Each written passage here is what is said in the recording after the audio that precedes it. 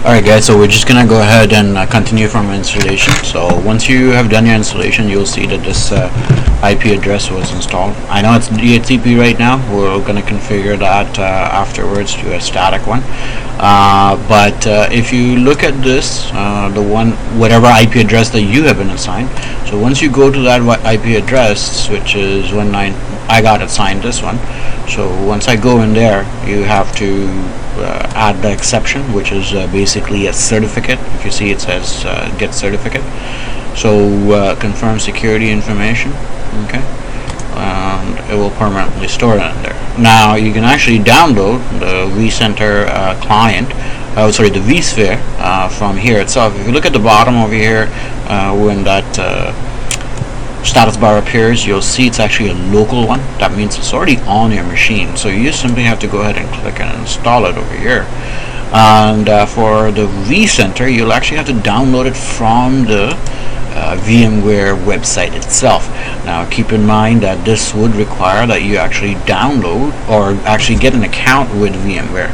It's a free account, so don't worry about it. Create a 50 million email addresses and you'll have 50 million accounts with them. Keep in mind, any product you can only use it, evaluate it for 60 days. That's about it, unfortunately. So definitely make sure you create your snapshots and a backup as well, or rather a clone, if you think you'll need it more than 60 days. Or you can use your different account, provided that they're still signing off on the 5.5s or the 5.0s. Right now the latest version is 6.0. So that's only evaluation that you'll be able to download. Now keep in mind that I really don't know as of yet which of these vCenters we need. I know the converter only converts from VHD, other formats like VHD and VHDX into an ESXi format, which would be OVA compatible, or VMDK. So, and this is for the clustering, and this is for recovery manager, as it says, and this is networking and security. So these are different applications. I'm not really sure which one we actually need, so we'll explore that in the next upcoming video. Yes, this will be KenNuggets.com coming in the future to you. But anyways, so we'll revisit the vCenter in the next video. So now that being said, this is also where you can actually get other stuff as well for administrating virtual appliances, and of course your data store browser. You could actually browse the inventory that you have. So if I were to click on there, it will ask me for the password. So I believe I kept it as root, and then the password I had chosen. Let's see if it actually logs me in there. Okay.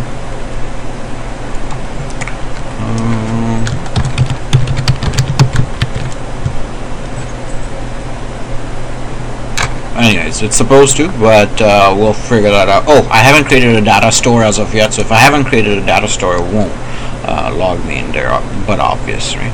And then there's vSphere documentation. You can get it from there, and there you go. But again, you'll need to sign up for it, so I would recommend that you use, at least for now, your throwable or disposable email addresses, so that you can actually get evaluations multiple times. Anyways, now that being said, we're just gonna, since we had already downloaded the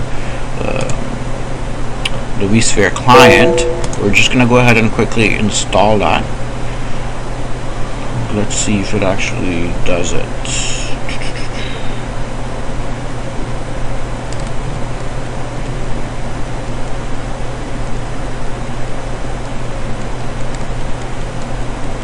Okay, maybe I should put it on pause, and then we'll call it by way of video magic editing.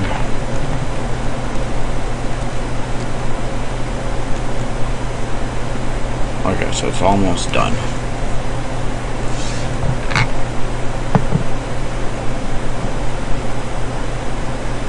Alright, so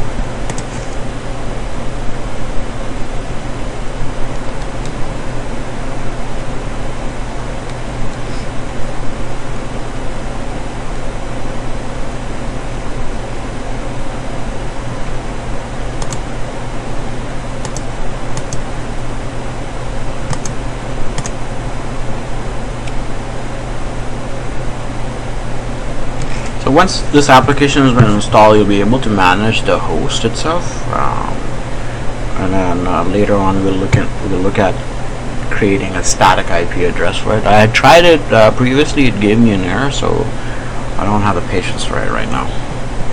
But I'll definitely figure that out. So did it already install it, or what happened to that?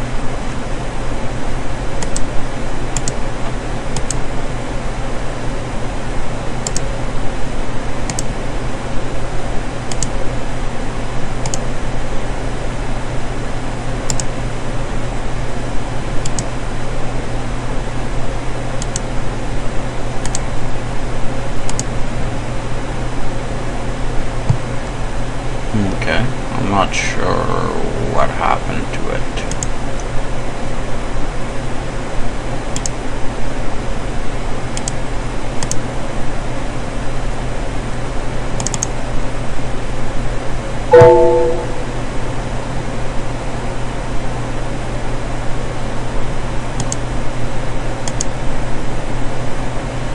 It just says just.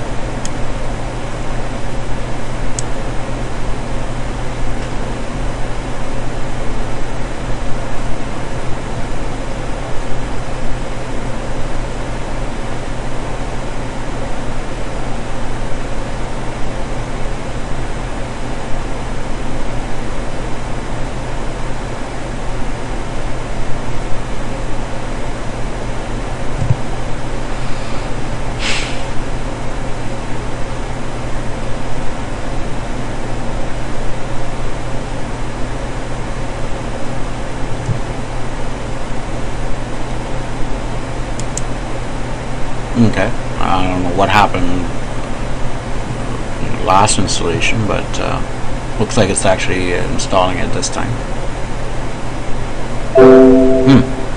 Okay, it's already running. Okay.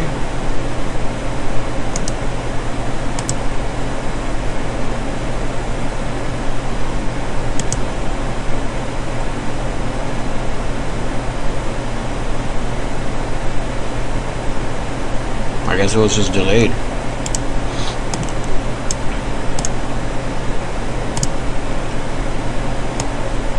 Okay, so we learned a new thing, that in this version it's actually pretty delayed, so, or it might be just my machine, so just keep an eye on it.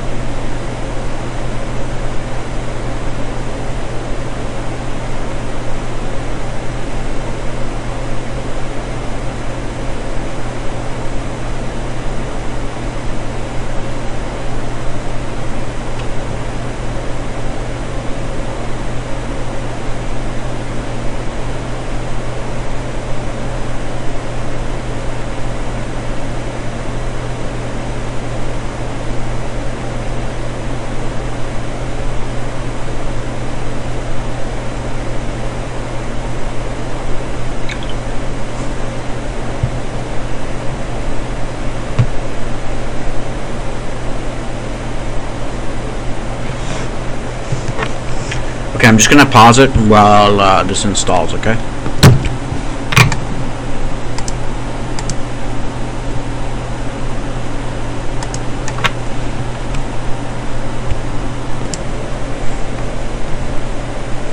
Alright, so it looks like it's been installed, so we'll just finish it out of it.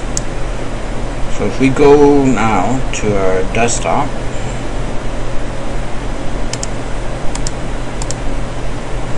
we'll see that this new icon has been installed, which is vMware vSphere client, and you just log in there, and you'll give it the IP address, the same one that you would see over here, so 192, whatever the address is for you guys.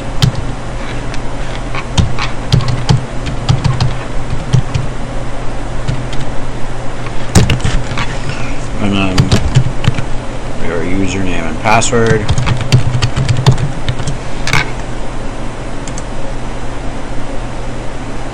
We're not in a corporate environment, so it's not use Windows session credentials, right? So now you could ignore this, but every time you log in, you'll have to accept the security warnings, or you can just simply go ahead and install this certificate. Okay.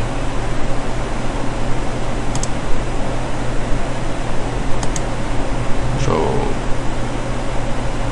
I'll just say I only have one user and I have only one machine, so on this, so I'm just gonna say this, automatically select, so press next, okay, and then finish. There you go. Okay, so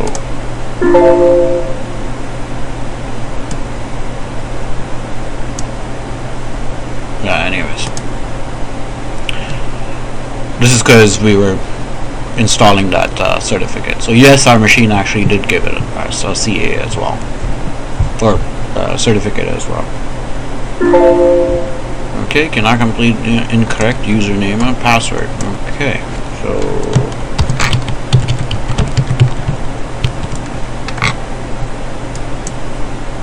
alright, I had reset the thing, so it would be root, I believe. Give me a second here.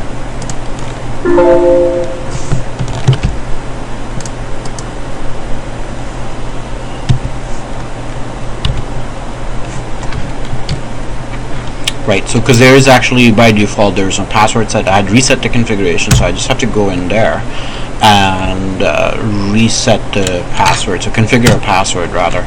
So I'm just gonna put in a password here,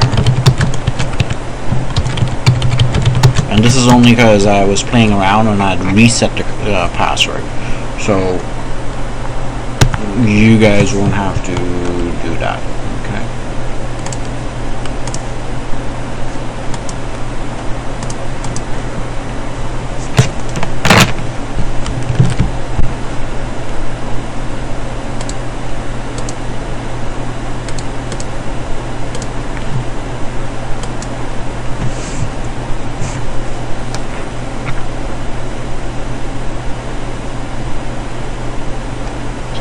There you have it, folks. Your evaluation will expire in 60 days, and no, there is no rearm. So I'm gonna see if I can actually get a license for these, like one of the cracks. I highly doubt we'll get it, but still.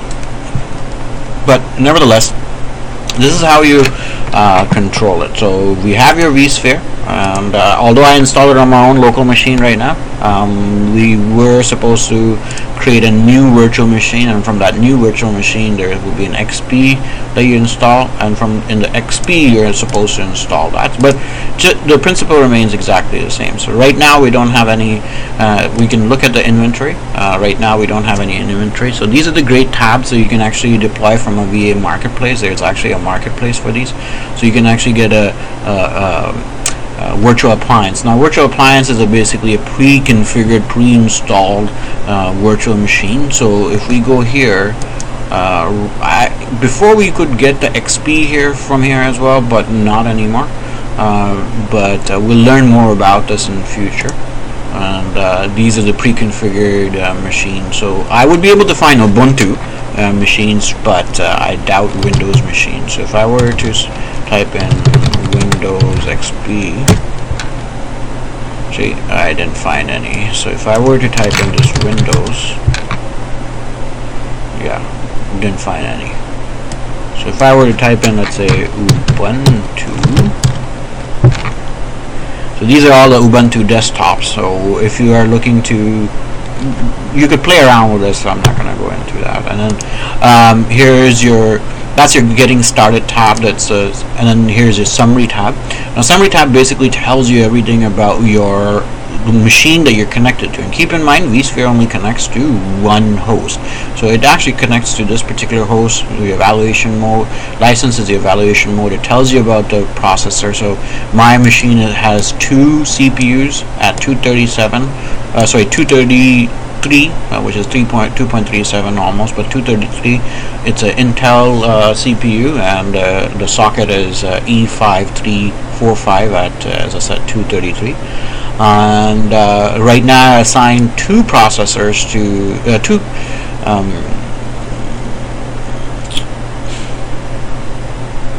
well, there are two processor sockets because I have two CPUs. Now, logical processors, two hard beating inactive because we haven't clustered it. State, it's connected. So it gives you a lot of information. It actually tells you about network as well, what kind of storage you have. I have one data store, non-SSD, and it's 32.5. Now keep in mind that we had given 40 gigabytes to this. So if we look at the settings of the ESXi settings over here, if you remember, we gave 40 gigabyte, and out of that 8 gigabytes has been almost 8 gigabytes has been used by that. So memory usage, it tells you. CPU usage, it tells you. Now we could actually download the VMware vCenter as well. So if we click on that, it will actually again take us to this particular page, and we'll download it and we'll figure it out later. It actually tells you about the fault tolerance versions as well. Now if we go into the virtual machines, this is where you can actually create your virtual machines, and once you create them, it will actually show up here. So to create a virtual machine, you simply click on this particular button, new virtual machine, okay, and this is your new resource pools. Resource allocation will show up over here, like how much memory and capacity, etc. And this actually gives you the graphs for real-time monitoring. Now, remember, if you guys remember, that AZ was telling us that his job was to take screenshots of the performance, etc. Now with the VMware ESXi, you already have your performance indicators all over here.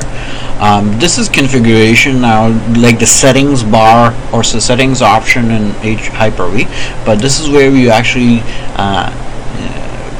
configure everything. Okay, so this is the stats for my machine, or these are now network adapters is here, storage adapters are over here. So networking, if we want to, this is the V switch. I have only one switch here, so the kernel port is the 9.3, the network, and then vmware 0. Okay, so if we go into the properties of this, it actually gives us more information. We can actually change some things over here as well through the edit mode. We'll look at that later. Virtual machine startup and stuff, time configuration. Now this is something that we can actually configure NTP client as well, or the servers. Right now we haven't configured it, but we could if we wanted to, like the world time server. Just the same way the PDC emulator needs one, we could do the same thing over here. Okay, but it's right now getting my local machine time information. If I wanted to change that, I can just click over here, and then if I want to enable the NTP client, and then I can give the options over here, right? In the NTP settings, I can add the server and then go from there. Okay, so again, that's something that we'll look at later. Local users, the root, and the VPX user, stuff like that. So this is the events viewer, just like how in Microsoft there's an event viewer, we have it over here as well. And then last but not least is a user. So ADUC, you gotta go check. Same thing over here. So you have your user group, and you can do that over here. Okay, so that's about it. We can actually talk a little bit more. If you want, we can just quickly create a new virtual machine. But before we create a virtual machine, we can actually create data stores as well. Okay, right now we don't have any virtual machines installed or created rather. So for data store, where do we have to go? Right, storage. So this is where you can configure your data store. Right now there is one data store configured, so if I want to do it, I can just add more storage to it. So if I were to do add storage, then I can actually do a physical disk or a LUN on fiber channels, SCSI, or a local disk, like if I have more space over here. Network file system, this is the NFS, if you remember.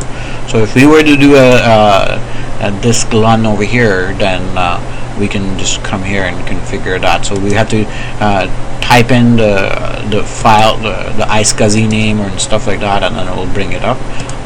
Now here is NFS. So if you were to want to give the file SCSI again, you can actually, or the NAS, you can give it from here, the IP address, and then you can mount NFS read only if you wanted to, and then you click create a data store. So that's how you do it, folks.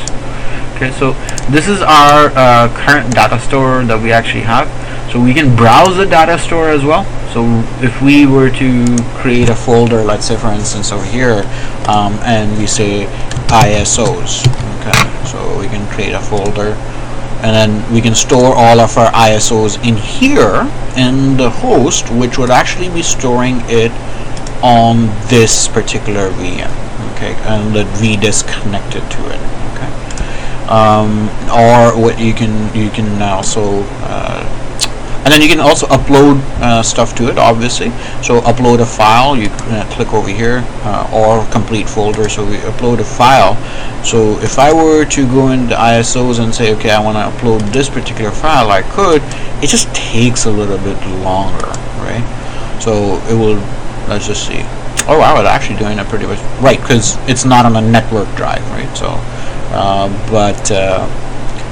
and then if we remember, we came to this particular, right, so browse data store in the host inventory. So if we were to try it now, let's see if it works. Press OK. We'll be able to. So we have only one data store, if you remember, which is the data store 1. We click on there. And right now it's not showing anything that has been created, but we did create that ISO. Maybe if we refresh it, nope, for some reason this just doesn't show us over there. H2 data store. I'm not sure why it's not showing. Maybe there is a bit of latency. But anyway, so now let's say for instance we had to deploy a virtual machine, right?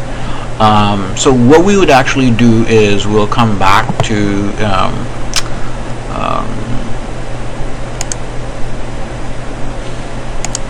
virtual machine tab. Now you don't have to come there, but I'm just, I like to be in the same location, so you can click on this, right? Or you can actually go here and say new virtual machine. Okay, so either way, you can do that. I remember seeing it, administration inventory roles.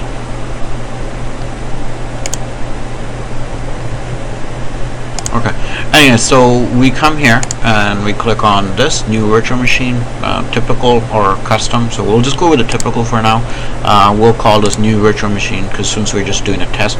And again, we're gonna select the data store that we need, right? So we'll go further.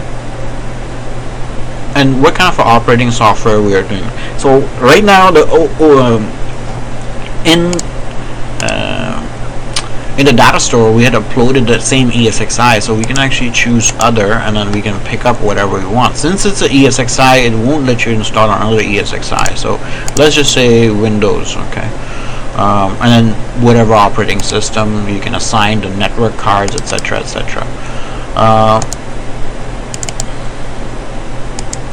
I don't understand why it actually doesn't show us the folder that we had created, but anyways, it should be like that. And the file type is vmfs 5. Okay, so 5 is indicated that it's a version 5, but that's how it is, like how NTFS is for Windows.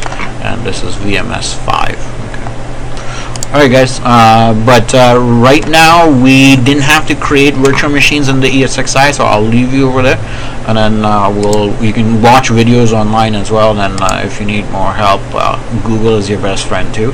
The reason why I'm saying that is not that because I don't want to help you guys, it's just because of the fact is that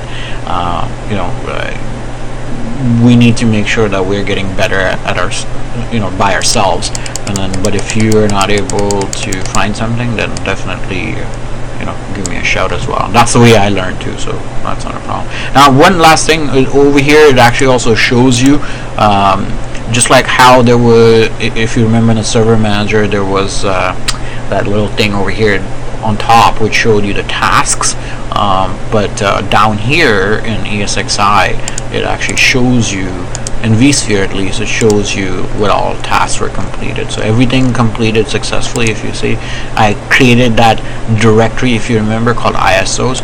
I manipulated the file path, right? So it actually completed, so it just tells you that it got completed. And if there was any error, we'll show you there, and you can always look in the logs as well. So again, the same thing you will see in the logs. Now keep in mind that these particular logs are more detailed, so you can actually always see that over here. Okay. Let's see if this works, because this is supposed to work.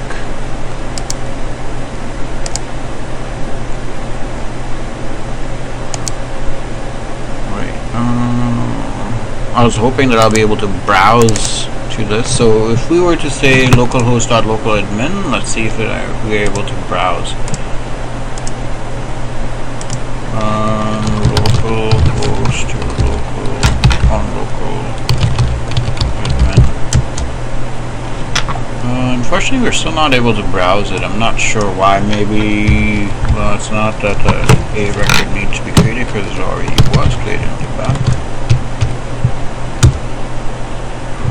It doesn't work. So anyways, that IP address should be working, the one that was this one.